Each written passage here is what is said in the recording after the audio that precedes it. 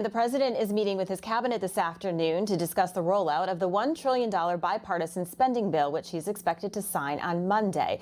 And Senate Minority Leader Mitch McConnell says he'll skip the signing ceremony. McConnell voted for the bill along with 19 Senate and 13 House Republicans, which sparked criticism from former President Trump and others. Meanwhile, moderate Democratic Senator Joe Manchin, he's raising concerns about the Democrats' next big social spending bill, totaling $1.7 trillion.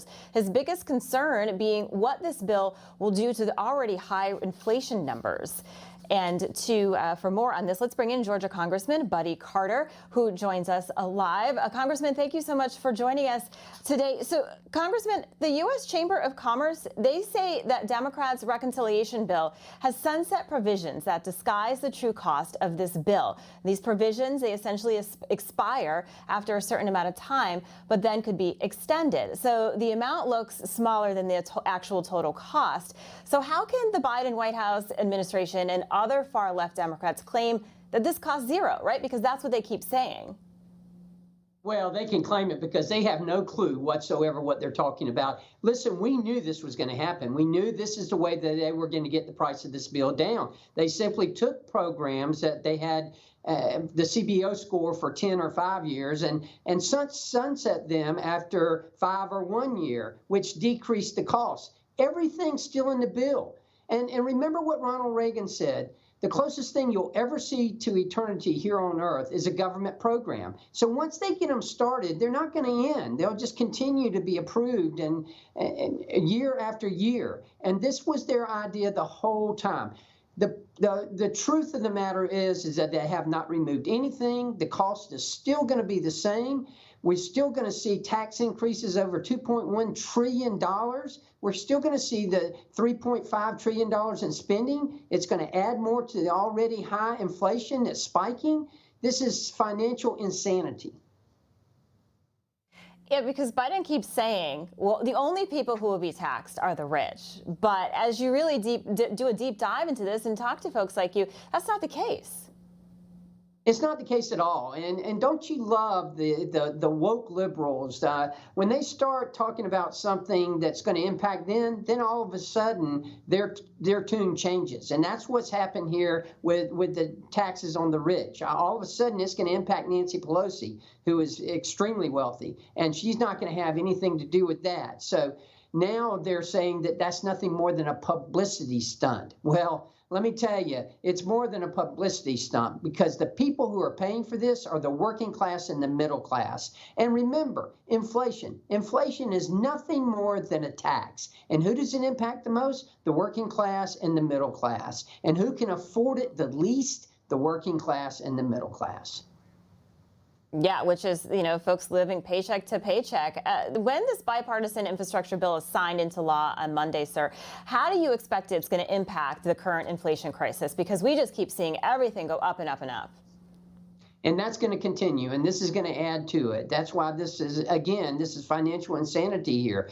Putting all this money out there and then pumping more money into the economy is only going to help to raise the inflation rate. And prices are going up. Gas up 61%. I mean, the stay-at-home mom, even if she's staying at home, she can't afford to go out now because she can't afford the gas. The single mom who's having to work, who's out there, who has to travel to get to her job, now she can't afford the gas. Now all of a sudden she's having to pay more to fill up at the pump, and that has an immediate impact on people. The price of food has an immediate impact on people, and that's what this administration doesn't seem to understand, is that they are fueling the problem. They're adding gas to the fire here, the fire being inflation. Yeah, absolutely. Everybody is feeling it. You mentioned Speaker Pelosi and this wealth tax.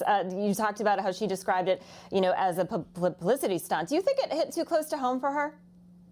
No question about it. She is one of the wealthiest members of Congress, and when they started talking about taxing billionaires and those who are making more than $10 million a year, then it started getting her attention because it was going to impact her. And that's when her tune all of a sudden changed. And remember, this is the administration that's been telling us that those making under $400,000 a year, they're not going to have any kind of tax increase. Well, I beg your pardon. Those are the people who are getting hurt the most right now.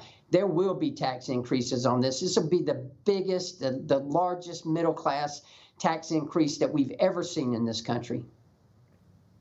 Yeah, very, very scary. Meantime, President Biden, he continues to push his Build Back Better plan, despite there's serious concerns, right, about the cost of inflation and the crisis that we're dealing with. And he even touted it in his Veterans Day speech yesterday. Take a listen.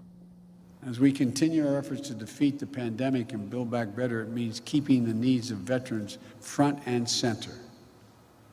The American Rescue Plan included $17 billion to support VA's COVID-19 response. Every time I hear him speak, sir, he always seems to find a way to mention this plan. Do you think that it was the right time and place for him to be promoting this at a Veterans Day address? Absolutely not. Veterans Day should concentrate on veterans. And, oh, by the way, every day is Veterans Day. Let's always remember that. But it was so inappropriate for him to try to bring politics into a speech that should have been honoring our veterans. The reason why we enjoy the freedoms that we enjoy in this country is because of the service, the sacrifice of our veterans. And we should always be aware of that, but especially on Veterans Day. And to try and bring politics and sell his financial insanity through that, I think that was just despicable. I know earlier in the week he had talked about the inflation crisis, and the problem is that we have the supply chain crisis. We have all this money in our pockets now to spend, right, because of what he gave us.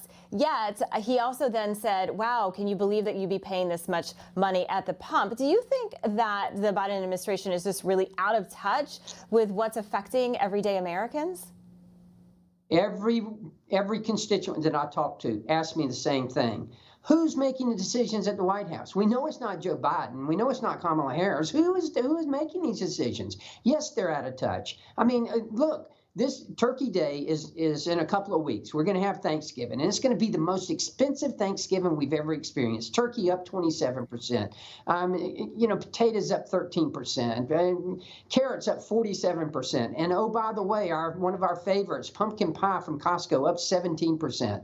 I mean, this is going to cost more for Americans, and this is the everyday working class, middle class Americans that it impacts the most.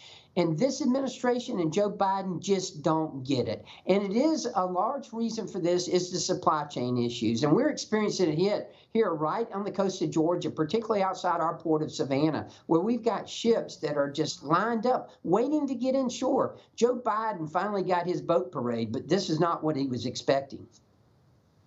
Yeah, no, absolutely not. All right. Well, we appreciate you taking the time to join us. Congressman Carter, thank you so much and have a good weekend, sir. Thank you. You as well. Hey, I'm Rob Finnerty. Thanks for watching.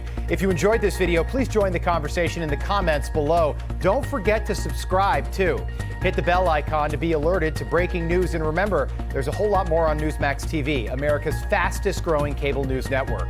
Newsmax TV, we're real news for real people.